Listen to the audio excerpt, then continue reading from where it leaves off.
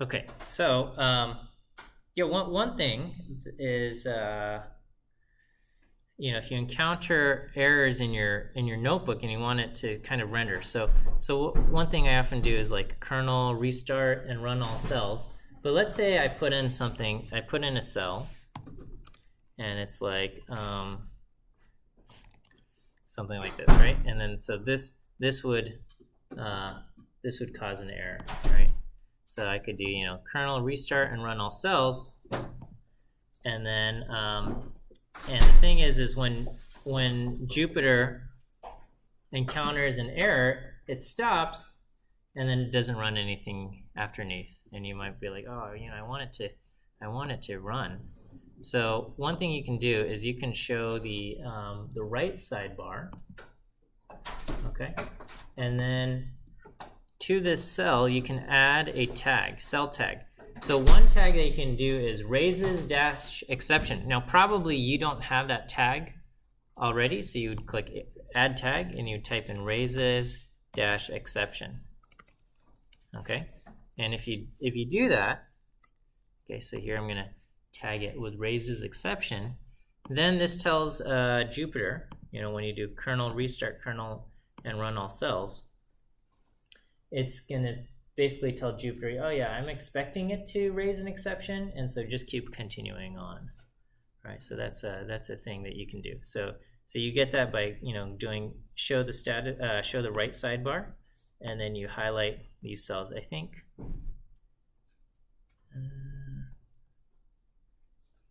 don't know. Okay, yeah. So show, under the right sidebar, you'll select the cell, and then you'll tag that cell with something like raises exception. Okay, so I'm going to go ahead and delete that out.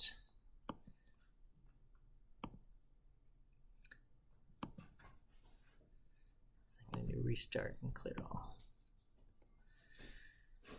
All right. Okay. Well, we're still kind of working through a lot of the data structures in Python, and one of the most powerful and useful data structures in Python is the dictionary. And there's even like kind of a little bit of a joke or a meme about Python, and it's just that everything in Python is a dictionary. And it's not true. It's not everything is a dictionary. But a lot of things are implemented using dictionaries. And so, yeah, there is kind of like it's probably one of the most commonly used and frankly most useful. And the reason why it's so popular is because it is incredibly useful as far as how these data structures work. All right, and so a dictionary is a mutable structure, kind of like a list, meaning if you have a name pointed to this object, that object can change, and the names pointed to it will reflect that change. Okay, so like a list. Okay, so one thing is lists, you access them based on their position. So you'd say, give me the third item in the list, give me the fourth item in the list, give me the first item in the list, and that is fine. Okay. There are other data structures in Python that don't have an inherent order. Dictionaries, they used to have no order, and it was impossible. Now dictionaries do have an order, but it's still not you still can't access dictionaries by their order. So you're not supposed to say, give me the fourth item in the dictionary, or give me the third item in the dictionary. And then you also, sorry, just this side note. Okay, Python also has inherently unstructured or unordered data structures. So like the set. The set is unordered, and it would be kind of like saying, hey, give me, like if I asked you to reach in your backpack, and I say, give me the fifth item in your backpack. It's kind of a nonsense question, right? Because there's no ordering of items inside your backpack. you know, what's the first item in your backpack? You might be like, okay, it's the first thing I touch. But then, like, what's the fifth item in your backpack? It's like, it's a weird thing, right? Fifth item in your purse. It's a weird thing, right? So if you have a, you know, if you have a list, fifth item on the list, that makes perfect sense. Fifth item inside a bag, not so much. And so you have these inherently unordered structures like the set and stuff like that. But anyway, we create dictionaries like this.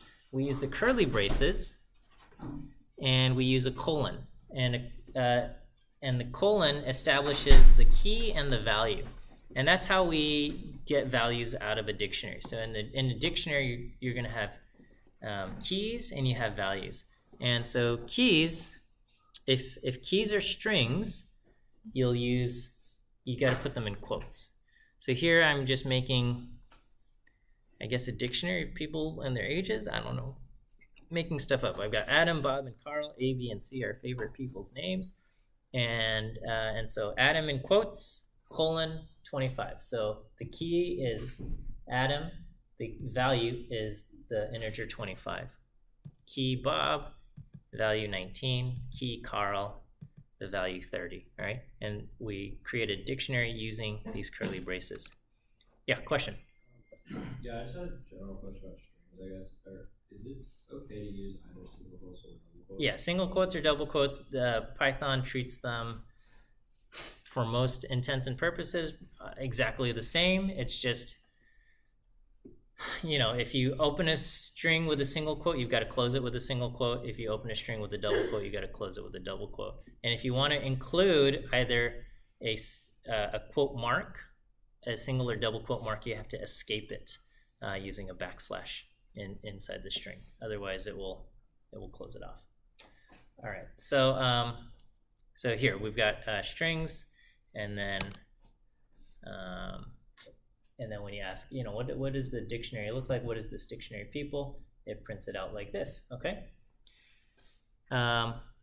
If all of the keys are simple strings with no spaces, you can also create a dictionary directly using directly with this function dict. I don't know how to pronounce this thing. Okay, and this works. This is kind of like the make a dictionary. This function is kind of like construct a dictionary out of whatever I'm giving you, and so you can do this. I would say this is make a dictionary this way. All right, in general. Okay.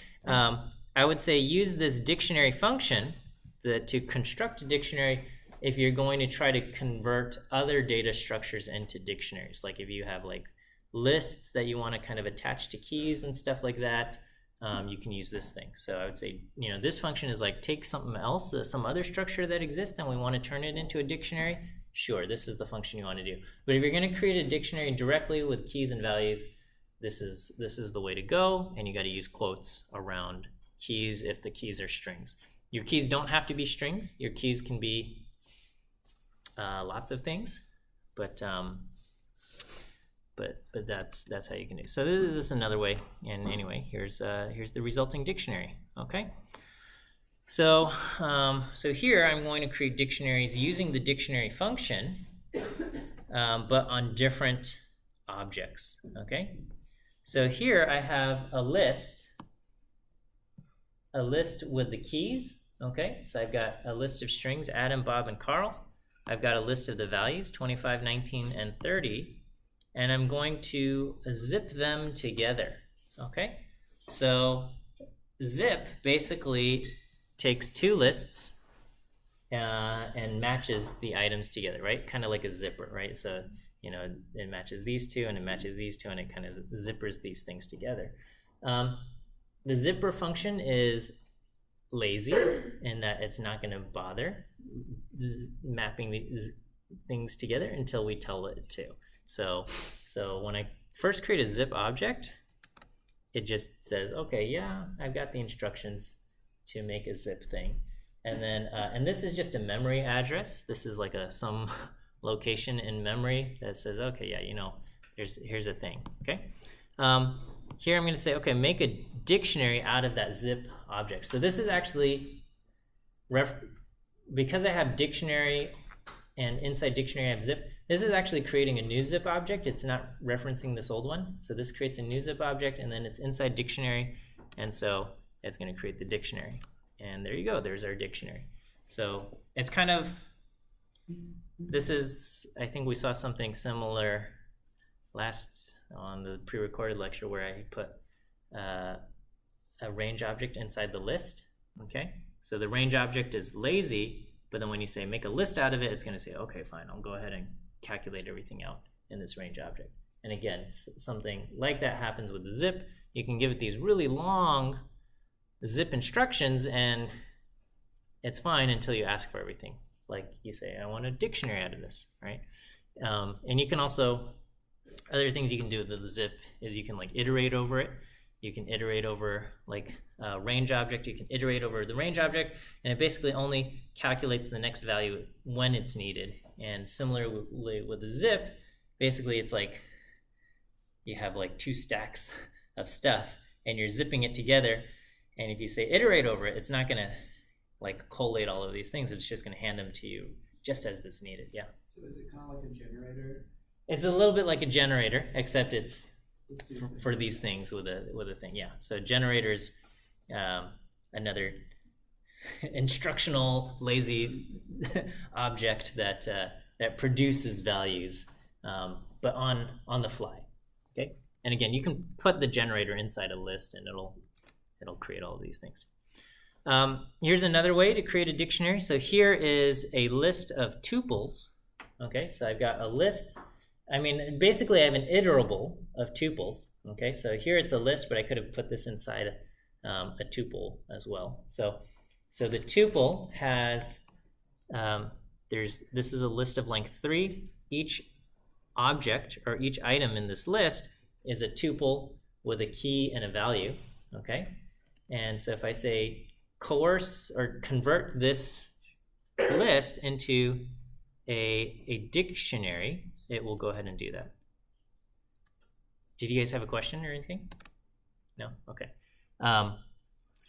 So this is just another way of creating dictionary out of kind of key value pairs. And so again, to kind of produce your dictionary, there's kind of several ways to go about it. If you can imagine some way to produce this thing, some way to produce this thing, you know, you can kind of produce these things and then feed them into the dictionary function. Okay, once you have the dictionary, then you access values by using the key. So again, all of these things have been the same, but here's the original dictionary, Adam 25, Bob 19, Carl 30, and we can say, okay, give me people Bob, okay? Inside Bob, people give me the value associated with the key Bob, all right? You can also do this by doing people.get, all right? So you use the dictionary.get method, and that will get you the value associated with the key. One thing is if you try to access a value where a key doesn't exist, okay, this will return an error. So if you say people Joe, well, Joe doesn't exist in my dictionary. I only have Adam, Bob, and Carl. This is going to return this. Whereas if you use the .get method, it's going to return none. So there's a difference here. We often treat a lot of these functions that do like similar things. A lot of times our brain says, oh, they're the same. But there is a difference, and a lot of that difference happens, is found in the way it handles exceptions. So if you say, all right, I need to get the value associated here and it doesn't exist, it returns an error. Over here, it just returns nothing. Okay, when you say get this, it will return nothing. Here, if I call print on it, it will print out the none object, but otherwise it'll just, nothing appears there. Okay. You can also specify with the get method, you can specify like, okay, what value should you return if you don't find it? Okay, so if you don't find Joe, maybe you can return 0 or something like that. So that's another way to do it. Okay, so here I have, so here's a dictionary. The keys are integers, and notice I'm putting the key in a funny order. I go 1, 3, 4, and 2. Okay, And keys can be anything that is immutable. So things that are immutables are strings. Strings are immutable. So you remember when with a string you can't say I want you to change the first letter of a string to a different letter, right? You can't.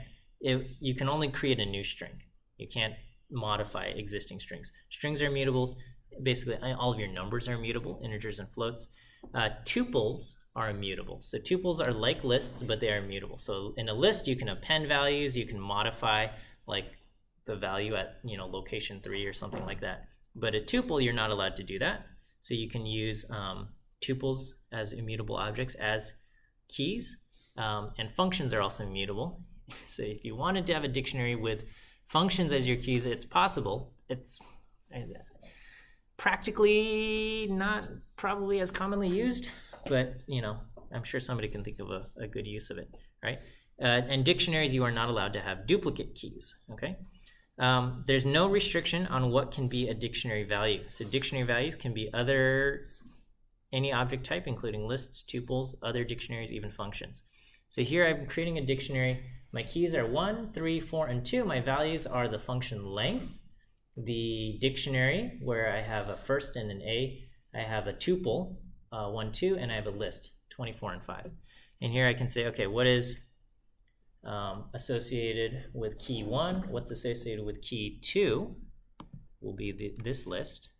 Associated with key 3 is this dictionary, and associated with key 4 is this tuple. So, so that's what we have, right? What would happen if I say, okay, give me D0?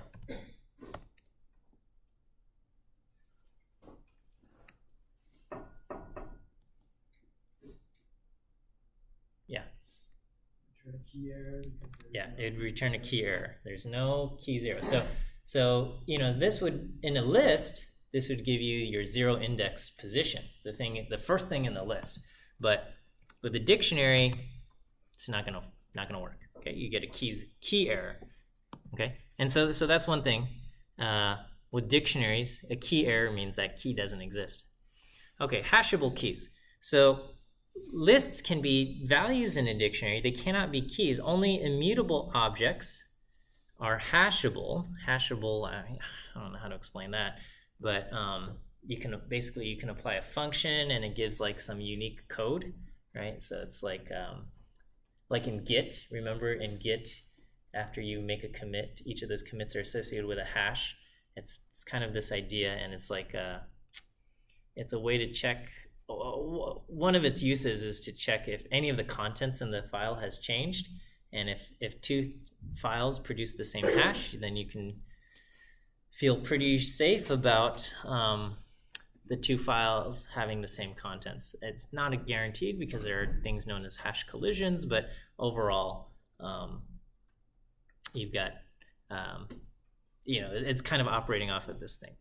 So here I've got L as a list and T as a tuple, and they're both pretty much the same, except this one was established using square brackets, so it's a list, and this one has curly braces, so it's a tuple. Here I'm going to create an empty dictionary, and if I try to, so you can create new keys, you can add keys into a dictionary by saying, okay, D, and then you give it some key and you give it a value, and this creates an error, right? If I try to use the list as a key here, and I try to associate with a value, it says no, unhashable type list, doesn't like that. Okay, here I can take the tuple and I can assign something here, right? And so now if I say, well, what's inside my dictionary D? All right, now my key is the tuple 1, 2. All right, so this is also a little bit weird, right? So if I say, all right, what is D1? Is this anything? No, there's no key 1, but I can ask what is D, and I have to give it the tuple 1, 2, and I get the value. This is okay, or something like that, right? So I have to give it this exact key in order to kind of retrieve that thing.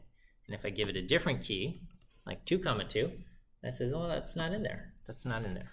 Okay. All right. Here, if I'm creating a dictionary, and I've got A and B and A and B and A. If I try to do this, Python reads it left to right, okay? And basically, you can't have duplicate keys. So basically, the only thing that's going to be kept is going to be, because it's reading left to right, it's going to keep A is 3 and B is 0, right? So A is 3 and B is 0. So when it's establishing keys, it reads it in the order. It reads left to right. So it establishes A first, then it establishes B, then it updates A, it updates B, it updates A. This is how it's going, right? So we can say, okay, what's the value for B? 0. What's the value for A? 3. Okay. And if I say, all right, what's DA? What is this? Okay. This is not going to work because, well, first of all, A is not defined, so it doesn't work. Okay. You can confuse yourself, right? So I can establish A as a string with B, right? So so now if I do this, what am I going to get here? And you get 0. Okay. So be careful, right? This is probably not a good idea, right? First of all, I've been using dictionaries using single letters. That's a terrible thing to do in real life, right? Whenever you establish variable names and object names, don't use a single letter. It's convenient and everybody does it, but like there's nothing worse than trying to read through code where it's just a bunch of single letter variables and you're like, what is this? It's like so hard, right? So if you can just say like, oh, dictionary with this and that and stuff, and then if you have some object named A, that gives you no clue, but you can be like, oh, this is the string that represents something. It's a little bit easier to kind of parse out, but you can easily confuse yourself with just by naming your variables poorly. So dictionaries are not indexed by position, so you can't ask. We already showed you this. What's in the 0 position, so you can't ask for that. You get a slice key error. All right. Similarly, you cannot slice a dictionary. Okay. So if this is my dictionary, I can't like say give me the first from 0 to 2. Give me those from comma 0 to comma 2 or something. It's not going to give you back a dictionary with Adam and Bob. And you can't say like, oh, I want from Adam through Carl or something like that. That also just doesn't work. So no slicing of a dictionary.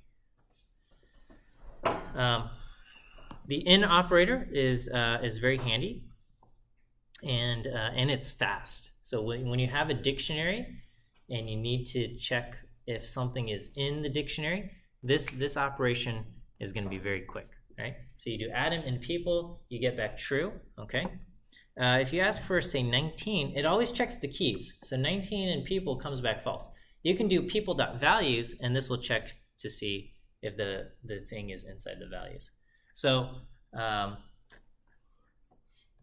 okay, so this is what I have, what I wrote about the in operator. So, yeah, when the in operator for lists and dictionaries are different.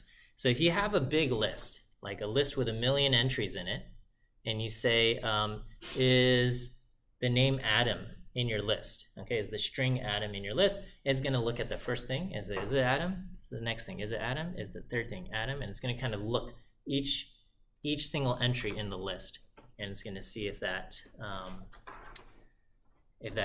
is in there. And if the list gets longer, then the search time to find that thing, to check if it's in the list, gets longer and longer and longer. Okay. Python dictionaries, and I don't know how this works mathematically or how it works inside the computer, but basically, whether you have a dictionary of length 5 or a dictionary of length 1 million, because they run some kind of hashing algorithm on the keys, when you ask if a key exists inside the list or inside the dictionary, inside the keys of the dictionary, it takes about the same amount of time. So you can do is Adam inside the keys of the dictionary? It's going to be very, very quick.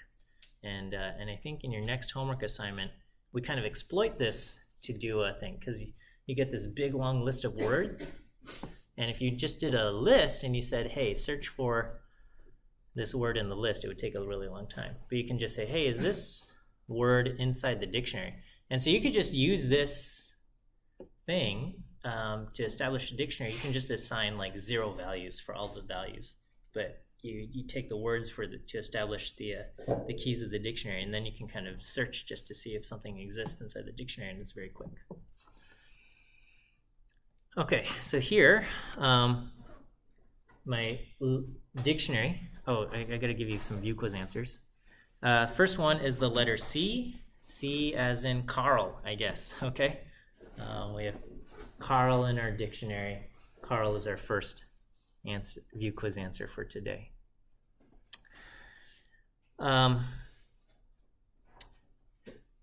So this operation is used to the square bracket is used to retrieve values, and it could also be used to assign or update values. Okay? So here I'm going to say, all right, inside dictionary, to the key Derek, assign the value 33. And because Derek doesn't exist inside people already, it's just going to create a new entry in my dictionary. It's going to establish a new key value pair. Okay. Over here I have Adam. I guess it was his birthday. And so now it's going to go from 25 to 26, and this is going to update a value. All right.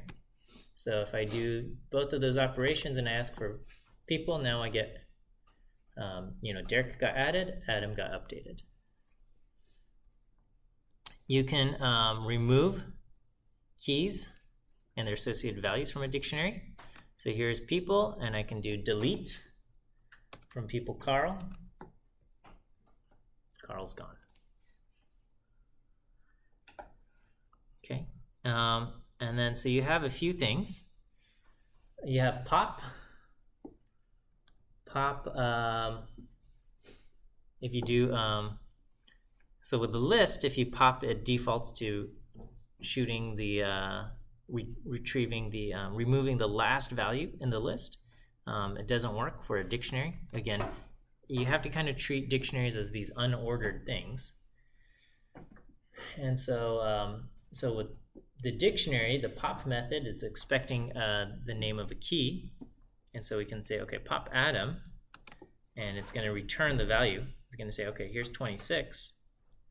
And then, and now we have the resulting dictionary there.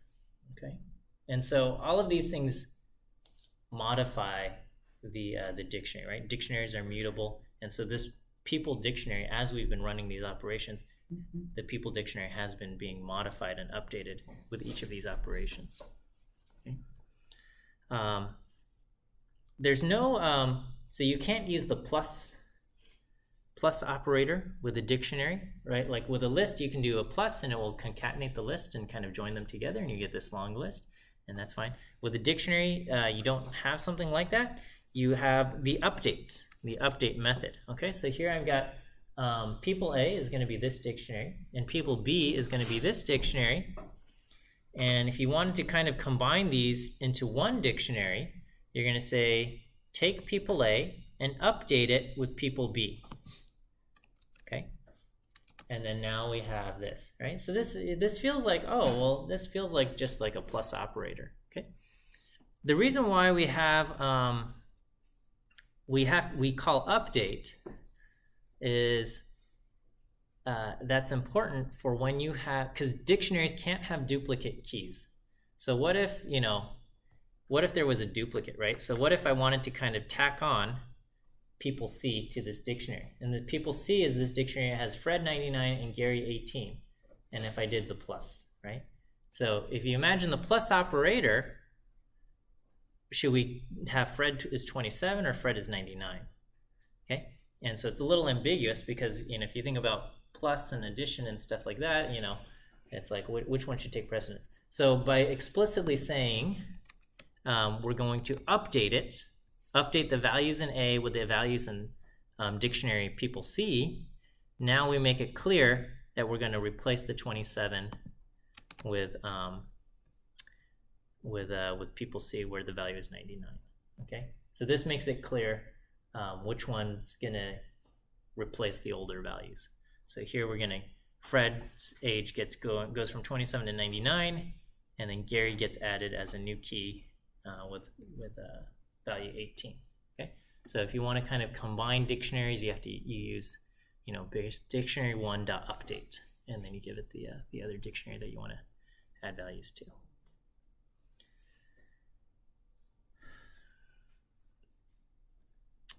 All right. Dictionaries have something called a view object. These are dynamic view objects, and basically the view objects are dictionary.keys, dictionary.values, and dictionary.items.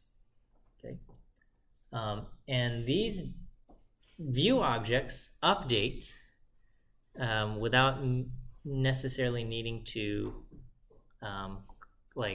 recreate or call them. Okay, so it's a little bit strange, and they're also view objects, which means you can't manipulate them directly. So here I'm going to establish this dictionary: Adam 25, Bob 19, Carl 30. I'm going to take people.keys, and I'm going to call this names, and we got Adam, Bob, and Carl, and I'm going to do people.values, and we're going to have the age. We got 25, 19, and 30. Okay, so here are names. Names is this view object that says dictionary keys, Adam, Bob, and Carl. Here are the ages. It's dictionary values, 25, 19, and 30. All right, so here I'm going to add ed to my dictionary, creating a new key value pair in the dictionary. Ed is 40. And so now, without having to redefine people.keys, if I ask what are the names in the dictionary, if I just say, hey, what is this object, it gets updated. Okay, it gets updated dynamically, and so does ages. Right? The view objects really only support two functions, length or in. Right? And in is again hashable, so it's going to be a very quick kind of thing. Okay, so here I can say, okay, what is the length of ages? It's 4. Is 35 in ages? That's not true. Okay, it's false. Right? Now, if you wanted to do something, would say the list, like you wanted to sort it or I don't know, do something with it, you can take this view object, the ages 25, 19, 30, and 40, and you can throw it into list, and you'll get a list. Right? And so now 25, 19, 30, and 40 are in a list. The difference, though, is that this is just a standalone list, and it's not a view object. So if I add, say, a new key value pair, I put in here, here's Frank, 29, okay? The view object, the ages, that gets updated. 29 gets added here. But the list is not dynamic, and this remains exactly the same, 25, 19, 30, and 40, right? And so this, because the view object is dynamic, again, it only supports these two kind of operations, which is basically the length and is something in there. And you feel like, oh, well, that's not very handy. It's still pretty useful, okay? It's still pretty useful as far as a dictionary is concerned. You can just kind of ask, does something exist in the thing, or is there a dictionary growing in size and stuff? You can always kind of retrieve values. I'm sorry. From the dictionary, right? But the dictionary values, okay, which is this thing, unlike a list, it's not subscriptable, right? So if I did age list and I said index 3, I would get back the value 40. But in the dictionary values, if I ask, okay, what is the third value? It's not going to tell me 40. It's going to say, oh, you can't do that, right? Okay. And if you ask, all right, well, what was the age associated with Bob? That doesn't work. That doesn't work for the ages. You need to ask the dictionary itself. You ask the dictionary itself, what's the value associated? Where did it go? Associated with Bob, but not. But you can't do that with the view object, right? There is another view object called .items. This one is basically a view object with all of the tuples. of the key value pairs. And if you wanted to, you could turn it into a list. Again, this is no longer a view object. This is just a dictionary. I mean, just a list, okay? That's no longer associated with the dictionary. All right, let me go ahead and give you your second view quiz answer, which is the letter D. D as in dictionary.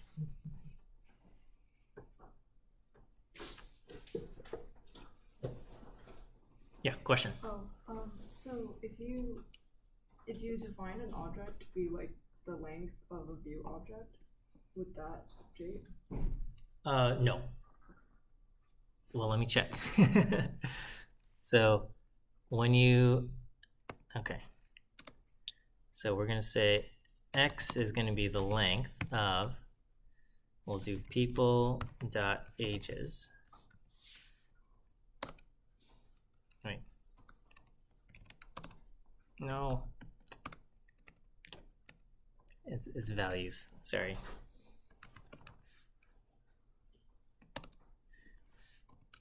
Okay, so here's X.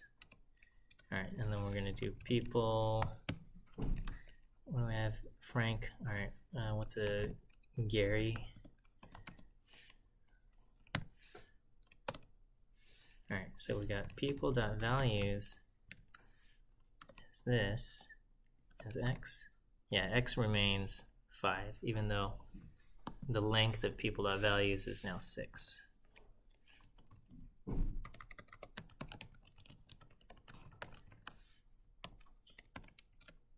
Because basically when we do length of this returns an integer, which is immutable.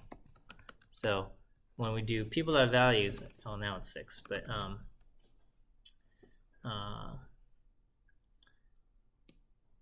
the length function returns basically a value, and then we're going to say, okay, store this value somewhere in memory, and then now it's pointing to just an immutable integer.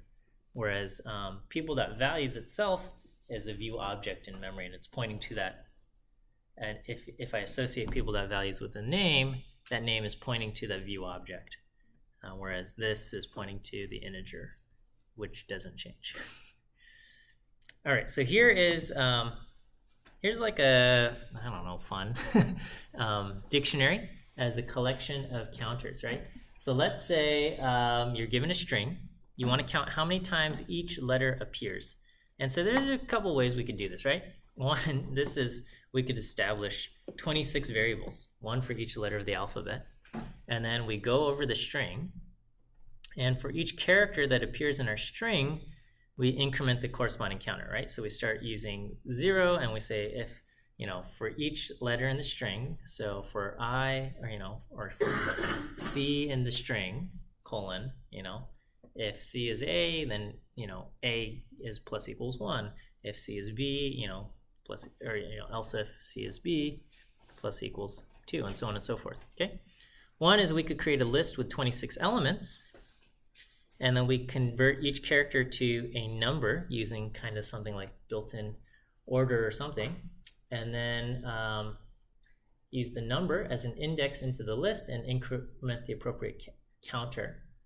And then the last would be to create a dictionary where the characters are keys, and then the counters, which will all start off as 0, as kind of the corresponding values. And the first time we see a character, we would add an item to the dictionary, and after that we would increment the value of an existing item. So we're going to create this function called histogram of a string, which will kind of go through and count each character in the string. So I start off by establishing an empty dictionary, and then we're going to iterate for each character in whatever string we have, whatever string is passed into the function.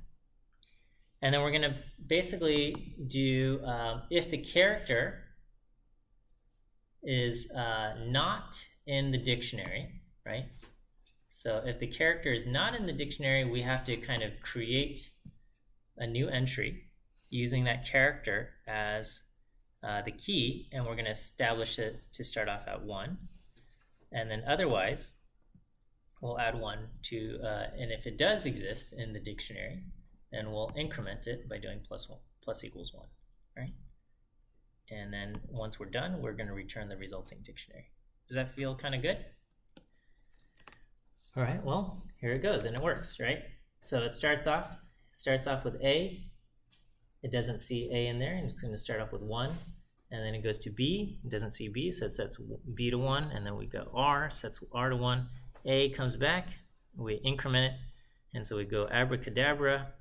Has 5 A's, 2 B's, 2 R's, 1 C, and 1 D.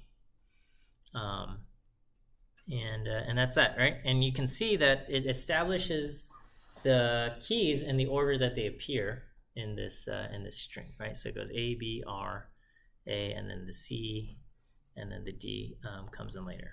Okay. We can take the dictionary, and you can iterate over a dictionary itself, right? So I can go for each key in the dictionary. So it's going to start off with A, and I can kind of go and print out the key and its the corresponding value. And so this will just kind of go through the dictionary and print everything out. But you could imagine doing something a little bit more interesting than this, but it's you know, you can kind of work like it. Okay. I wrote, it appears like the letters are arranged in the order of appearance. This is not always the case. I want to say they updated the Python specification, so it is always going to be the case. It wasn't always the case in the past. I think it's been updated, so it is. But still, don't count on it. Okay. You can take the keys of the dictionary, and you can sort them by key.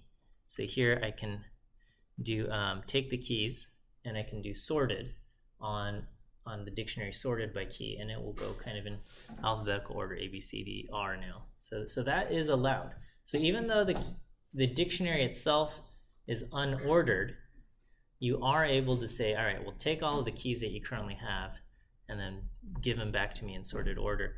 And again, remember, the sorted is not a function that alters the dictionary. It returns a sorted version of it. All right, here is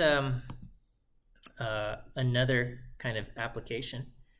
So dictionaries are designed to return values when you provide the key. Sometimes you want to find the key associated with a particular value, all right? So here is a little function that kind of does a reverse lookup, right? So we're going to say reverse lookup, look in the dictionary and give me back a value. And we're going to kind of go through, and this is not great, but we're going to say, all right, let's start for each key in the dictionary. We're going to ask if the value associated with that key exists, and if so, give me back the key. And so so we can do this. Now, what is the issue here? Do we see an issue?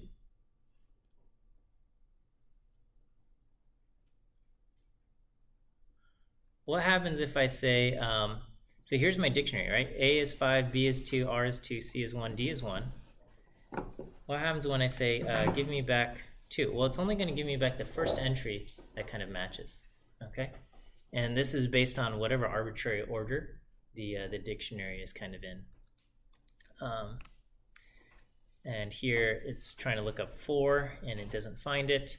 So I guess the question is, should we look up, should we do dictionary square bracket key, or should I do .get key? Oh, okay. Actually, here I have raised lookup error, meaning if this doesn't find it, it gives me an error. So so that's actually what I want. So actually, I don't know if I ever covered raise. So sometimes within functions, you can make your error messages give out specific things, and there are different error specifications that you can do. So let me see. Python raise exception.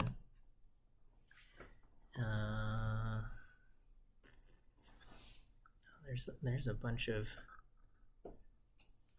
built-in exceptions, and here let's look up some kind of thing. So there are different kinds of errors that you can do. So these are like, you know, lookup errors and arithmetic errors. So these are kind of errors, exceptions that you can raise. And let me see what this says. Raise, or you can just do the generic exception, or type error or something like this, right? So if you write a function, you can say, all right, you know what, this particular function only wants to accept integers, and so we're going to raise a type error or something like that. So you can kind of code your exceptions there.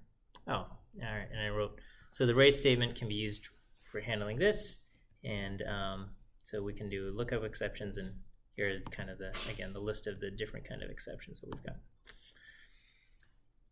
got.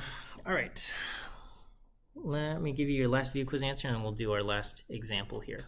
Last view quiz answer is the letter A. A as an apple. A as an apple. So one thing is, while the keys have to be immutable, there's no restriction on what the values are. So you can have lists as values themselves.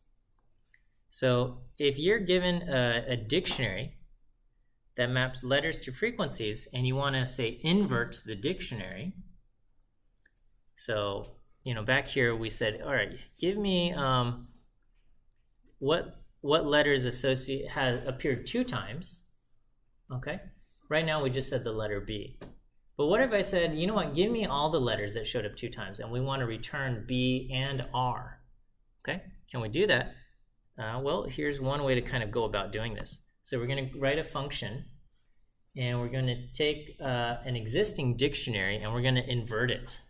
Right?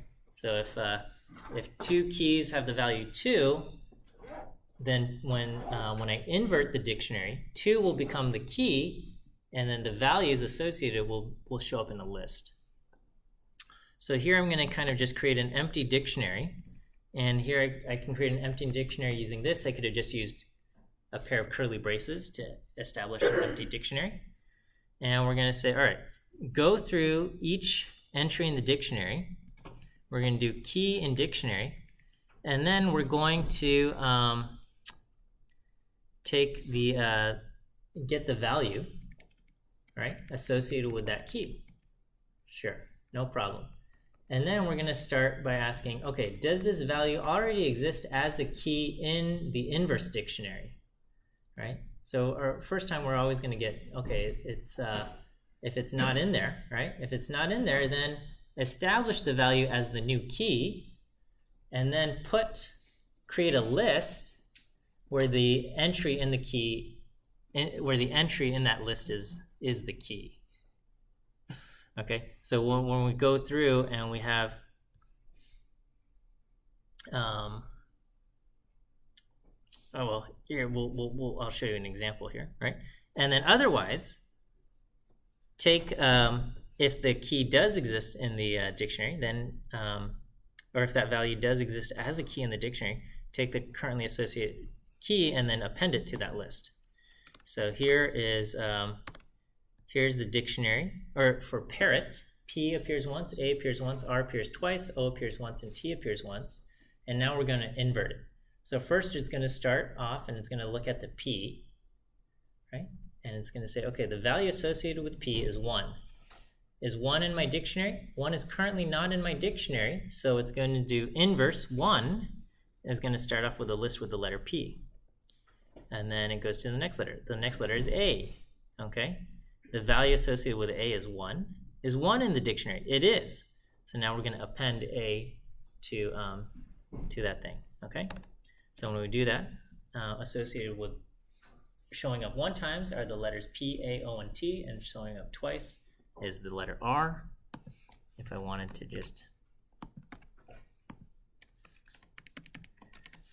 abracadabra, all right, we can do invert dictionary on this thing, and we can say, okay, 5 times is A, 2 times is B and R, and 1 time is C and D, and so on and so forth. Okay. All right. So that's a few examples, and all right, perfect timing. We'll end here for today. I'm going to post up another homework assignment, maybe some data camp stuff. So stay tuned, and we'll see you on Wednesday.